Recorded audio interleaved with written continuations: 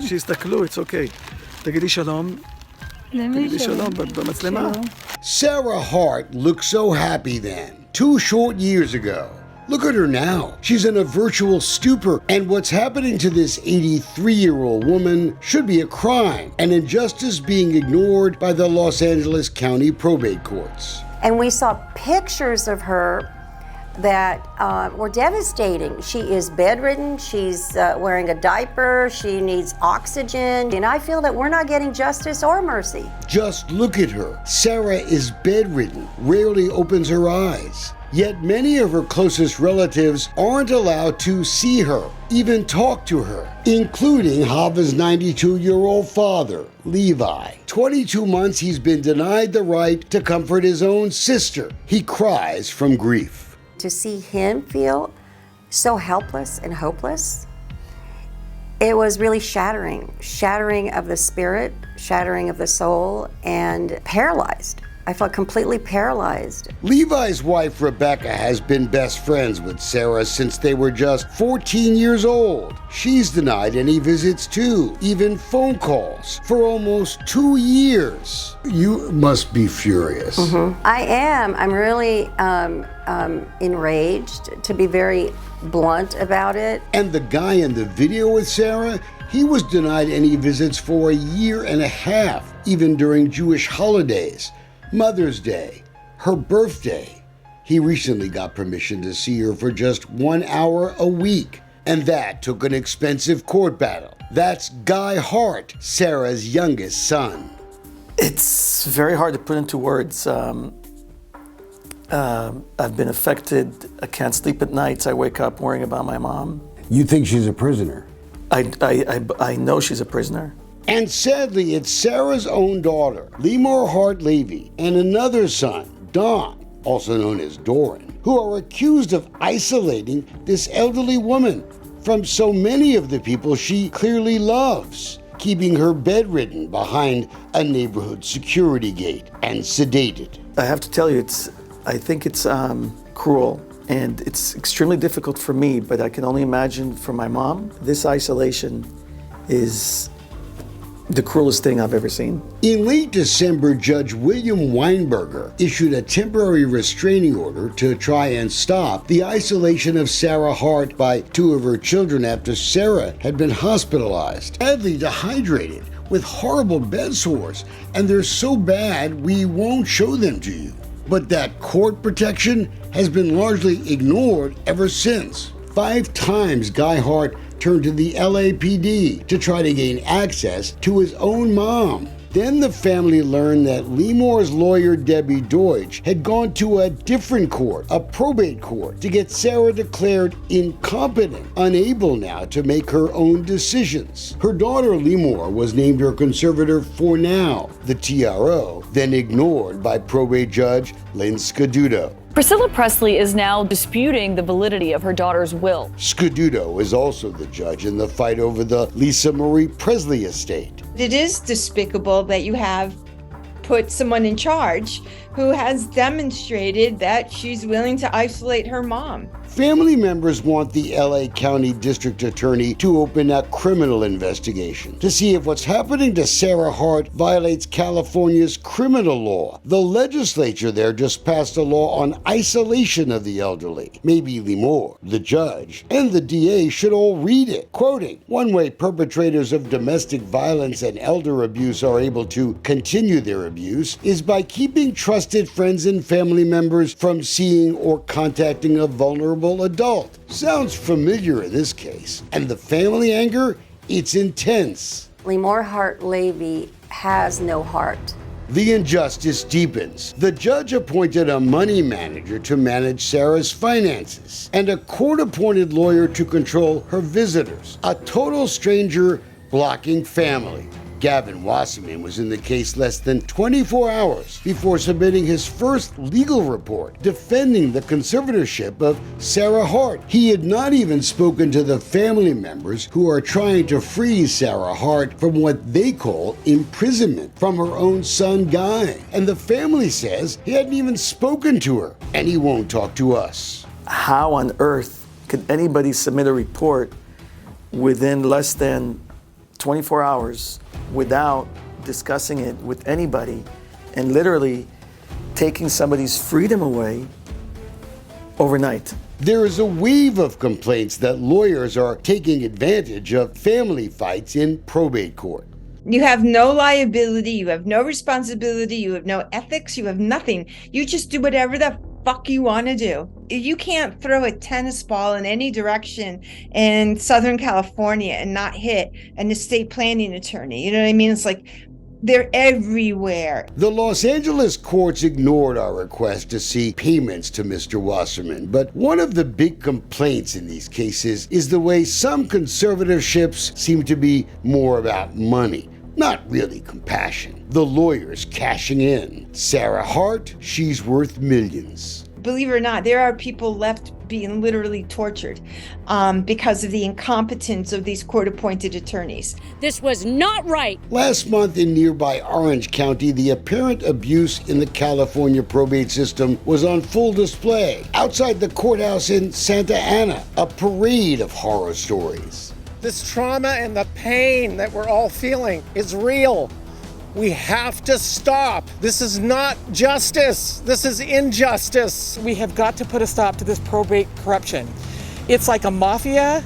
God willing, they're going to get exposed and they're going to be stopped and they're going to pay for what they've done to our families. Now this Los Angeles judge is being accused of leaving Sara Hart in the hands of her alleged abusers, some of her own children.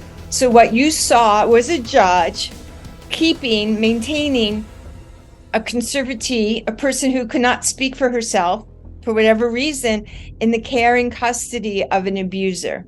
And that's kind of normal in Los Angeles now.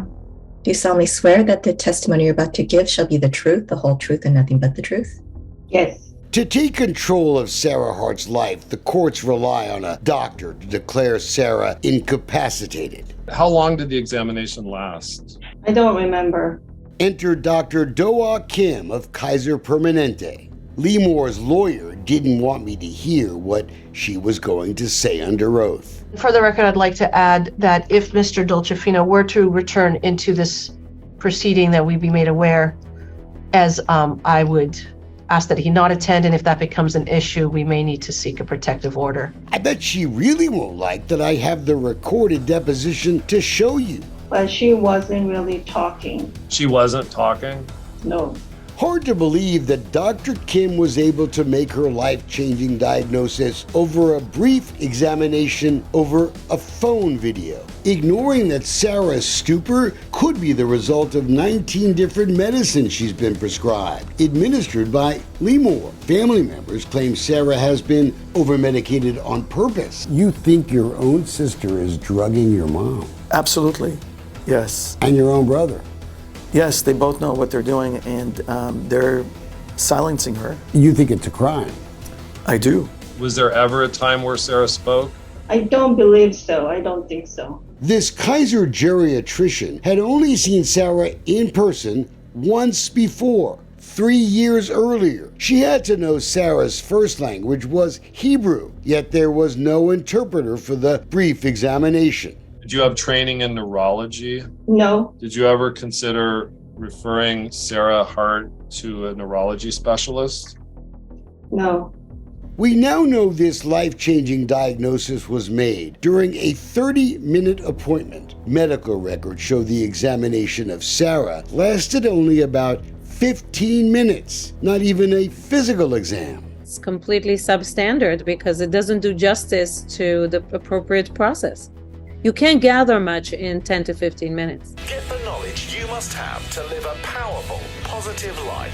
Dr. Dee Gaines is a well-known neuropsychologist practicing in Beverly Hills and testifying in courts across the country. She's also routinely hired by Kaiser Permanente. Let's say that the brain started declining.